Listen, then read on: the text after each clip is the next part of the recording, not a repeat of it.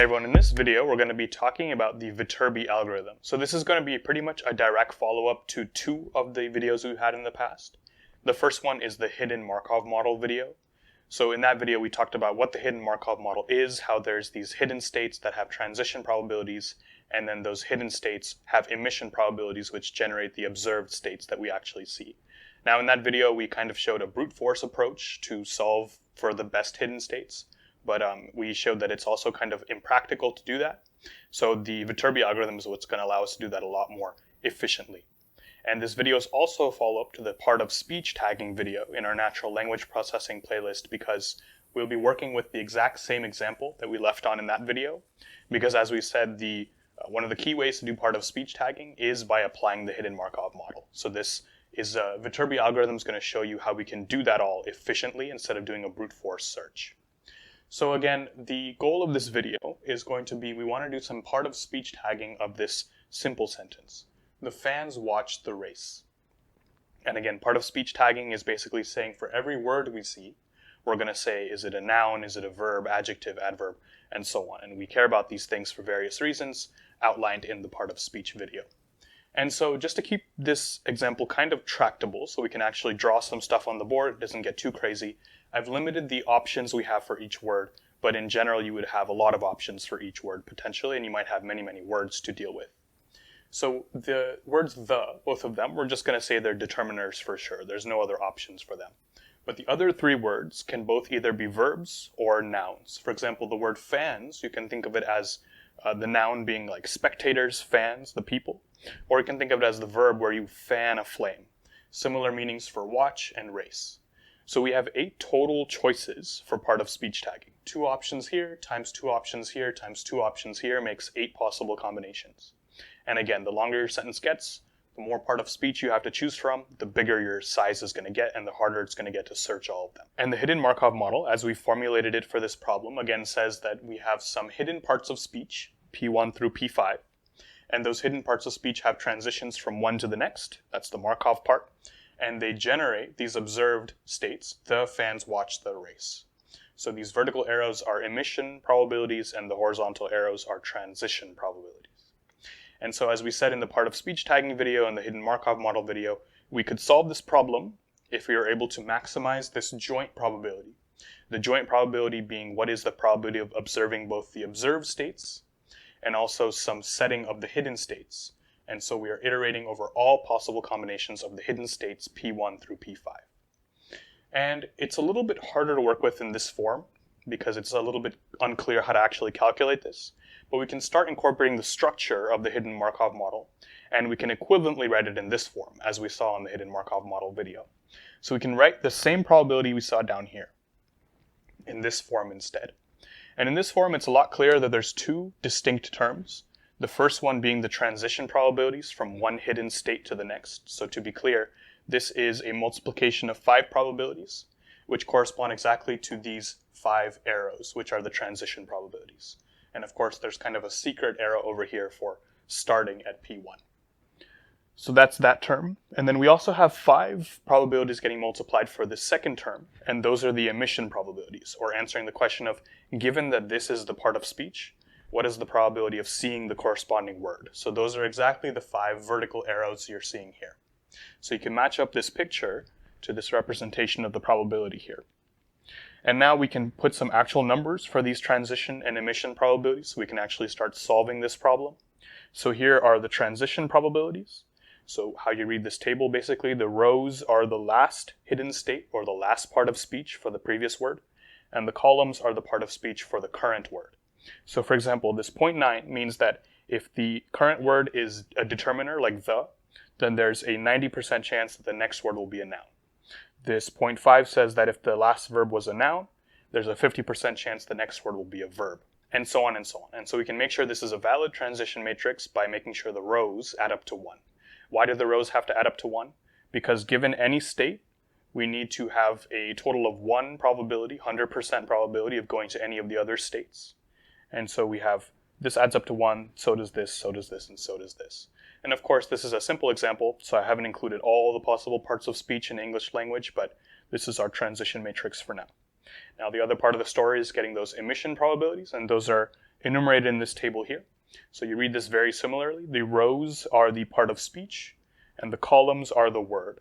So for example, this point 2 says that if you know the word is a determiner, there's a 20% chance that the word is the, that the generated state, observed state, will be the word the. This point 3, for example, says if you know that the part of speech is a verb, there's a 30% chance that the corresponding observed word will be the word race. And now a question you might have is, how come the rows of this emissions matrix don't add up to 1? And so that's because both of these matrices come from data. So we have some kind of underlying training set where we have the parts of speech labeled maybe by an expert or some previous algorithm. And so we're using that to generate these transition and emission probabilities. And so in that training data, we obviously have many, many more words than just these 5 words. So if we were to enumerate all of those words, even the ones that don't occur in this specific example, then yes, they would add up to 1. But because we only care about the words that are at hand right now, these probabilities will not be adding up to 1. But the thing I do want to note is that, let's say we used a more dumb, more simple version of part of speech tagging where we didn't take into account this Markov property or the direction of the sentence. Let's say we did it based on emission probabilities alone. And to highlight that, I have underlined for each column, which is the highest probability. So for example, for the word fans, if we didn't take into account the structure of the sentence, the fact that certain parts of speech are more likely to follow other parts of speech, if we ignored all that structure and we looked at just these probabilities, emission probabilities alone, then we would say the is a determiner, which is correct. We would say fans is a verb, which in this context is wrong. We would say watch is a noun, which in this context is wrong. And we would say race is a verb, which again in this context is wrong. So I just wanted to highlight that because it will be important to take into account the structure of the sentence. You'll see that when we work out the Viterbi algorithm, we'll see very different results than looking at just the emission probabilities by themselves. And so again, if we were to use brute force to solve this problem, which is all we know so far, we would have to enumerate all these 8 combinations of parts of speech. So what I'll do now is I will erase the board and I will draw a different diagram and we'll work through explicitly how the Viterbi algorithm works and why it's better than brute force. Okay, so I've just cleaned up the board and put a new diagram which is going to help us work through the exact mechanics of the Viterbi algorithm for this specific sentence. So how we're going to do this is I'll first show you exactly how the Viterbi algorithm works with all the numbers that come from this transition and emission probabilities. And then we'll arrive at the final answer about what's the parts of speech for the sentence.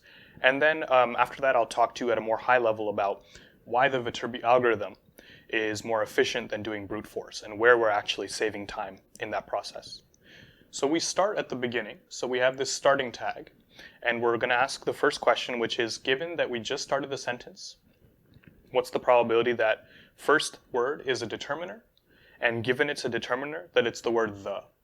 So that first question I asked comes from the transition probabilities, and the second question comes from the emission probabilities. So we're going to search for 2 numbers, one from each of these matrices, and multiply them together.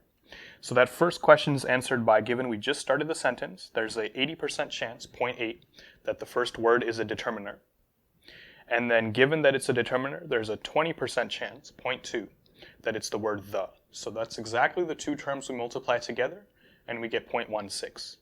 Now each of the numbers you see in these blue boxes through this entire algorithm is going to represent if we were to cut off the sentence right there. So if I just stop the sentence at the word the, and I've labeled the as a determiner, what's the probability of observing all that information? And currently the answer would be 0.16, because it's a multiplication of those transition and emission terms. Now here's our first real choice in the algorithm. We arrive at the word fans. And fans, as we said before, can either be a noun or a verb. So we need to consider both options. And we work through the 2 options in the exact same way. First, pretend that we assigned fans as a noun. Now that decision comes with 2 probabilities. First, what's the probability that we go from a determiner to a noun? That's 0.9. That's going to come from the transition probabilities. And given it's a noun, what's the probability that that noun generated the word fans? Coming from the emission probabilities, that would be 0.1. So that's the 0.1 you see right here. And we multiply these 2 terms with the existing 0.16, and we get 0.0144 in a blue box. Now again, what that represents is saying that if we were to cut off the sentence right here at the fans, and we were to label fans as a noun for right now, what's the probability of observing all that information together? That would be 0.0144. Now, of course, the other option is to consider fans as a verb. We do the same process. So the first term you see here, this 0.1 is a transition probability of going from a determiner to a verb. And this 0.2 is the emission probability of, given it's a verb, it generates the word fans. We multiplied this to the existing 0.16 and we get 0.0032. So these green titles I put here help remind you of where we're at each branch. So this part of the branch is pretending that we have a determiner and a noun. This part of the branch is saying we have a determiner and a verb. Now, one of the confusions I had when I first learned the Viterbi algorithm was that how come we can't just stop the branch that has a lower probability so we don't have to consider anything after that? For example, 0.0144 is clearly higher than 0.0032. So the question is, how come we can't just discontinue this branch altogether and just go up here? The reason we can't do that right now is because we don't know what's going to come next. For example, it's possible that even though this probability is higher right now, based on the next step in this chain, that probability might go to something lower. And so we can't cut off this branch just yet. So we need to keep both of these options in mind. Now we continue to the next word, watch. And this junction of the diagram is clearly the busiest, and for that reason could be confusing. But at the same time, I think it conveys the most information about why the Viterbi algorithm is so strong and more efficient than a brute force search. So let's see what happens at this junction. At this junction, we again have choices. For the word watch, it can either be a noun or a verb. Furthermore, we can arrive at those two from two different places, from either the word fans being a noun or a verb. So that's why you see 4 total arrows in this junction here. But the mechanics is the same. So if you follow any one arrow, you're going to have 2 terms again, one coming from the transition probabilities, one coming from the emission probabilities. For example, let's consider noun goes to noun. So this is where we're considering fans as a noun, and we're considering watch as a noun. In that case, we would multiply the transition probability of a noun going to a noun, which is 0.5, by the emission probability, which is given it's a noun, it generates the word watch, which is 0.3. And if we multiply those together on top of the 0.0144, we get 0.00216. Now that's not the only way to arrive at this noun node. We can also arrive at it from going from verb to noun. In that case, we do a very similar thing. We multiply the transition probability of 0.5. That's going from a verb to a noun. And then again, given it's a noun, there's a 0.3 probability that it would generate the word watch. Multiply those on top of the 0.0032 you got down here, and you get 0.00048. Now let's pause here and think for a second. We can actually make a very strong statement here, and this statement is at the heart of how the Viterbi algorithm works and why it's so powerful. Notice that there was 2 ways to arrive at this word noun. One of those ways gave a total probability of 0.00216. The other way gave a total probability of 0.00048. Now, which is higher? The one that's higher is clearly the one on top, the one that goes from determiner noun to noun. That's higher than the one that went from determiner to verb to noun. At this point, we can confidently discontinue the path that had the lower probability. How come we're able to do that here, but we couldn't do that over here? Because there's a subtle but very different mechanic going on. Here we were looking at 2 separate branches, 2 separate nodes. Here we're looking at the same node and 2 alternative pathways to arrive at that node. The reason we can just discontinue the path here with the lower probability is because from here on out, no matter where the sentence proceeds from this node, we're going to have a higher probability if we only consider the path that has the maximum probability so far. Put another way, notice that during this process, all we're doing is just multiplying transition probabilities by emission probabilities at each step. So if we're at this node, and we know that there's some set of places we can go afterward, and not really sure what those places are even, we know that we're going to multiply some numbers along the way. No matter what those numbers are, we're always going to have a higher probability, given all the same options, if we choose the maximum probability right now. Okay, so hopefully that's clear, but I wouldn't blame you if it's not, because it did take me a little bit of time to understand this, but it's also crucial, because that's the heart of the Viterbi algorithm. And so what we can do right now is discontinue the path that generated this probability. So we say that determiner, verb, noun, that is not a path we want to go down anymore. Anything that goes from that path forward, discontinue it. Don't consider it. It's not going to be the maximum probability in the end. And that's why it's so powerful, because we are basically, as we go, discontinuing several paths. Whereas the brute force search would just check every single path without doing anything intelligent along the way. The Viterbi algorithm says that at certain key points in the process, I know confidently that I don't need to consider a certain path anymore, and so we avoid all that future work. That'll be a little bit more clear when we talk about the end of the video. So now we're only going to consider this path pointed to by this green arrow, which is determiner noun noun. And now we need to consider the other part of this watch as well, which is this verb. We do the exact same analysis. There's two different arrows, if you notice, leading into this verb node. One of them has a probability of 0, and one of them has a probability of 0.00108. And we do the same analysis. We say that only the one with the maximum probability is going to be considered going forward. And by the way, the parts of speech that relate to that one would be determiner, noun, verb. So to be clear, I know I've done a lot of talking, but that's only because I want to make sure it's clear to you. The only two options we're considering at the moment for parts of speech are either determiner, noun, noun, or determiner, noun, verb. The other two options that were potentially available have been cut off because they would not generate the maximum probability in the long run. And so that was the hardest part for me to explain to you. From here on out, it's pretty simple. So we go to a determiner next. So the probability of going from a noun to a determiner is 0. So this actually gives us 0 if we were to go down this path. The probability of going from a verb to a determiner is 0.5. And given it's a determiner, there's a 0.2 emission probability. So our total probability up until here is 0.000108. Clearly a very small probability, but clearly also bigger than 0.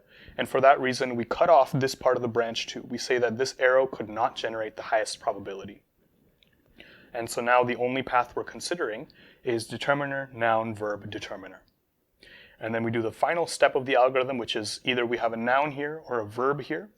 If we have a noun, then the total probability is 9.72 times 10 to the negative 6. If we have a verb, the total probability is 3.24 times 10 to the negative 6. And clearly this one is higher. And so the final parts of speech we assign after the Viterbi algorithm are going to be this one, and then we go down this path. So in the end, we have determiner, noun, verb, determiner, noun. Is that correct? So the, fans, correct. Watch, correct. The, yes, and race. So we have successfully done a part of speech tagging of this pretty simple sentence using the Viterbi algorithm. And now to close this video out, if it's not clear to you yet, I want to show you where the power of the Viterbi algorithm comes in over the brute force search, and maybe assign some big O notation as well, so you have a more specific idea of what's going down. So why is the Viterbi algorithm better? Pretend we have P parts of speech options. So here we had 2 for certain words, but you can have many more in general. And let's say your sentence is of length L, so L could be pretty big. And so the diagram you're going to draw for your example is probably going to be bigger, but it's going to look the same in structure. So you have P nodes at each step that you can consider. Those are the P different parts of speech. For example, we had nouns and verbs. And you have length L. So the total length of your sequence is going to be L wide. So if you did a brute force search, we kind of teased at this in the part of speech tagging video, but what is the big O complexity of that? The big O complexity of that is going to be O of P to the power of L. Why? Because you have P options at each step, and you have L steps. So if you're going to consider all the possible paths, then you're going to have P times P times P, and there's L of those P's, so it's P to the power of L. Clearly, exponential growth is not a fun growth for any problem. You're going to have efficiency issues. Now, the Viterbi algorithm is better for a subtle but very important reason. For example, consider this node here. So let's say we're looking at this node. Clearly, there's many ways to get into this node. Specifically, there's P different ways to get to that node. But given the way we did the Viterbi algorithm here, we know that we're only going to consider the maximum probability path to get into that node. So we're only going to consider the one that gives the maximum probability of going into that node. All other options are discontinued from that point forward. Whereas the brute force search would not discontinue them, it would just search all the exponentially growing paths. The Viterbi algorithm says that anytime you have a node and you have multiple paths to get into it, consider all the probabilities of getting to that node and throw away all but the biggest one. And so how much work are we doing at each node? We only need to consider the P options that come in the layer before. And so we have P options here, P options here, P options here, P options here. And so for each layer, we have P plus P plus P, and there's P of them. So that's P squared at each layer. So to be clear, at each layer, or better said, for each word, we have P squared operations we need to do. And how many words are there? There's L. So in total, we have L times P squared operations we have to do. And so the big O notation of the Viterbi algorithm in general is O of L times P squared, which is clearly better than O of P to the power of L. And so that's why the Viterbi algorithm is so powerful. And personally, I didn't grasp it the first time. I found that the best way to do it is just to go through an example yourself. So if you pull out a sheet of paper and you kind of follow along what we did in this video with this specific example, or you do an example for yourself, I think that really hammers the point home. But the key idea of why it's so powerful is that we're not considering all the branches. We're not considering all the exponentially growing branches. At each node, we are only considering the one that feeds into it that gives the highest probability. So that from that point forward, we only consider that specific path. Okay, so if you learned about the Viterbi algorithm for hidden Markov models and part of speech tagging, please leave a like and subscribe, and see you next time.